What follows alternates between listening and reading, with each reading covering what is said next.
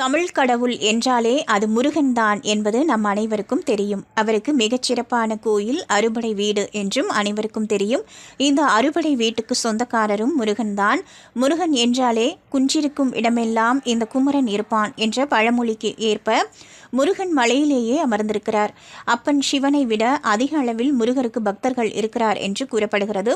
முருகனின் அறுபடை வீடுகளும் மனித உடலில் உள்ள 6 சக்கரங்களை குறிப்பதாகும்.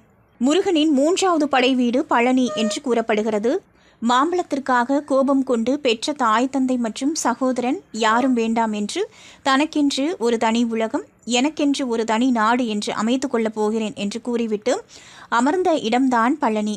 கோயிலில் ஆண்டி கோலத்தில் வந்த முருகன் ராஜகோலத்தில் அலங்கரிக்கப்பட்டான் என்றும் கூறப்படுகிறது. கோயிலுக்கு சென்று அரசன் கோலத்தில் முருகனை தரிசித்தால் நல்லதை நடக்கும். முருகன் மலை மீது அமர்ந்திருப்பார். இந்த கோயிலுக்கு வந்து சென்றால் தீராத நோய்கள் கூட தீரும் என்றும் கூறப்படுகிறது. ஞானம் மற்றும் மன அமைதி கிடைக்கும் என்றும் கூறப்படுகிறது. இதுபோல பயனுள்ள ஆன்மீக தகவல்கள் மற்றும் ராசி பலன்கள், நட்சத்திர பலன்கள், அதற்குரிய பரிகாரங்கள் கேட்டு பயன்பெற எங்களது அபிராமி சேகர் ஆஸ்ட்ரோ சேகர் அபிராமி ஆன்மீகம் சேனலை லைக் செய்து உங்கள் நண்பர்களுக்கும் ஷேர் பண்ணுங்க.